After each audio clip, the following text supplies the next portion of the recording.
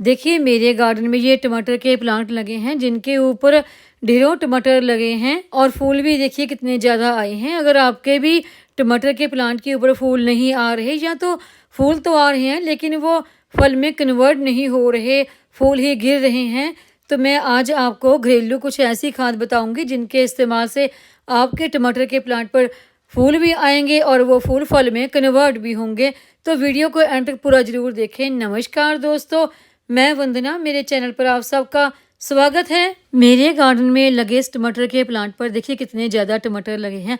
सिर्फ एक प्लांट के ही ऊपर नहीं लगे, जितने भी टमाटर के प्लांट मेरे गार्डन में लगे हैं सभी इस तरह से टमाटर के फल से भरे हुए हैं। इसी तरह से देखिए आप भी अपने गार्डन में टमाटर के प्लांट ग्रो कर सकते हैं। अगर आप अपने गार्डन में टमाटर के प्लांट ग्रो करते हैं, उनमें बहुत सारी फर्टिलाइज़र का इस्तेमाल करते हैं, मार्केट से अलग अलग फर्टिलाइज़र लेके आते हैं, लेकिन उनके ऊपर ग्रोथ देखने को नहीं मिलती और ना ही फूल आते हैं, ना ही टमाटर बनते हैं। जब फूल ही नहीं आएंगे तो टमाटर भी कहाँ से बनेंगे।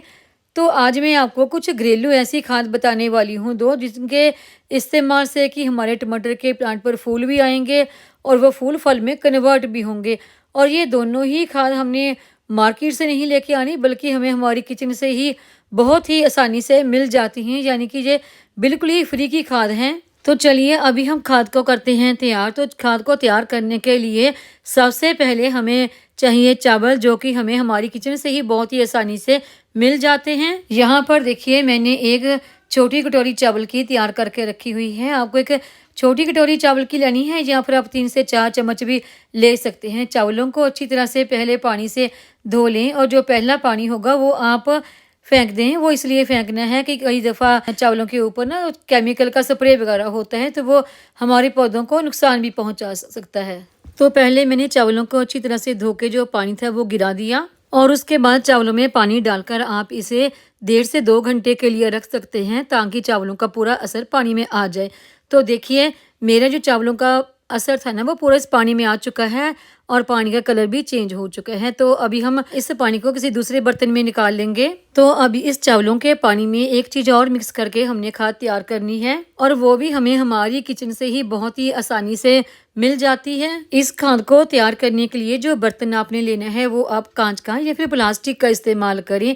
थोड़ा सा देखिए चावलों का पानी हम इस गिलास में निकाल लेते हैं और अब उसमें मिक्स करेंगे दूसरी चीज़ जो हमारी किचन से ही हमें मिल जाती है।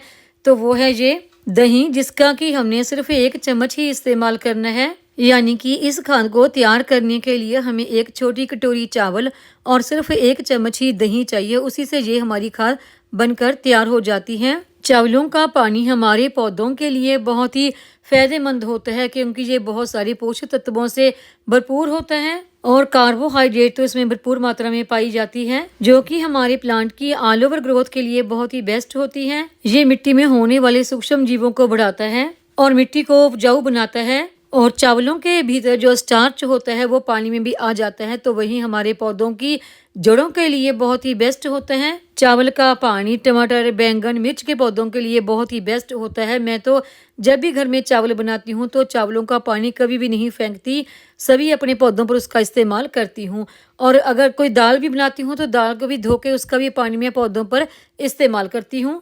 और जो दही है इसमें कैल्शियम तो भरपूर मात्रा में पाया ही जाता है, साथ ही साथ इसमें NPK यानी कि नाइट्रोजन, पोटाशियम, फास्फोरस भी पाया जाता है, जो कि हमारे पौधों की ऑल ओवर ग्रोथ के लिए बहुत ही बेस्ट होता है। दही में तो जैसे आप जानते हैं कि बैक्टीरिया होता है, जो कि हमारे पौधों के लिए बहुत ही बेस्ट होता है। अगर आप इसका पौधों की पत्तियों के ऊपर स्प्रे भी करते हैं तो पौधों के ऊपर कोई भी कीट वगैरह नहीं आते और ना ही पौधों में फंगस की प्रॉब्लम होती है, और ये हमारी मिट्टी को भी उपजाऊ बनाता है। अगर आपके पास दही नहीं है तो इसकी जगह पर आप छाछ, मट्ठा, लस्सी इनका भी इस्तेमाल कर सकते हैं। चावलों का पानी और दही दोनों को अच्छी तरह से मिक्स करके देखिए हमने इस बोतल में डाल लिया है। इस बोतल में मैं पहले भी फर्टिलाइज़र तैयार करती रहती हूँ और इसी से मैं पौधों की पत्तियों के ऊपर स्प्रे भी करती रहती हूँ। तो इसी बोतल में मैंने ये तैयार किया है। तो इसे अभी हम अच्छी तरह से बीच में मिक्स कर लेंगे, अच्छी तरह से हिला लेना है इसे। और अभी हम इसे किसी छाया वाली जगह पर कम से कम 2 दिन के लिए रख देंगे, ताकि अच्छी तरह से हमारी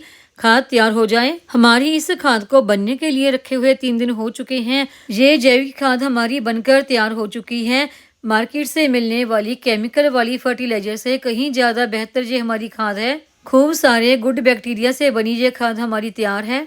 ये हमारी मिट्टी को उपजाऊ बनाती है, हमारे पौधे को कीट पतंगों से, इंसेक्ट से दूर रखती है, हमारे पौधों में कोई भी फंगस की प्रॉब्लम नहीं आने देती। और दही में मौजूद जो लैक्टिक एसिड होता है वो हमारी मिट्टी को उपजाऊ बनाता है, प्लांट की रूट को स्वस्थ रखता है और प्लांट में फूल और फल लाने में मदद करता है। क्योंकि अगर हमारा प्लांट स्वस्थ होगा तभी उसमें अच्छे फूल और फल आएंगे। खाद हमारी बनकर तैयार हो चुकी है, तो इस खाद का इस्तेमाल अब अपने पौधों पर हमने किस तरीके से करना है। ये जो हमने खाद तैयार की है ये आधा लीटर घोल है, इसे आप 10 लीटर पानी में मिक्स करके भी इस्तेमाल कर सकते हैं।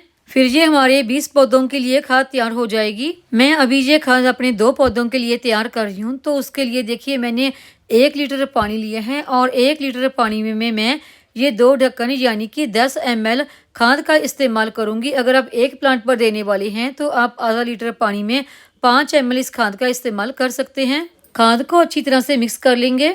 खाद हमारी तैयार हो चुकी है, तो इस खाद को पौधों को देने से पहले हम गमले की मिट्टी की अच्छी तरह से गुड़ाई कर लेंगे। बीच में जो कुछ अनवांटेड सा घास फूस उगाया है उसे निकाल देंगे। तो ये देखिए मैंने ना इसमें कुछ 2 ये प्याज के प्लांट लगा रखे हैं, क्योंकि काफ़ी ज़्यादा प्लांट थे मेरे पास, जगह कम पड़ गई थी तो मैंने इसी में लगा दिए। क्योंकि टमाटर के प्लांट तो ऊपर की तरफ ग्रो होते हैं और प्याज हमारा ज़मीन के नीचे यानी मिट्टी में तैयार होता है। जब भी आपने अपनी किसी प्लांट को फर्टिलाइजर देनी है तो उसमें 1-2 दिन पहले से वाटरिंग बंद कर दें। मिट्टी देखिए प्लांट की बिल्कुल इस तरह से सूखी होनी चाहिए, तभी आपकी खाद का असर ज़्यादा और जल्दी होता है। मेरे इस गमले की मिट्टी में देखिए एग शेल है, क्योंकि मैं किचन वेस्ट से ही खाद तैयार करती हूँ। और कुछ कोयले भी आपको नज़र आ रहे होंगे, वो इसलिए क्योंकि मैं इस गमले की मिट्टी में ना समय समय पर जैसे कि राख है, कोयले हैं या फिर सरसों खली है, इन खादों का इस्तेमाल करती रहती हूँ।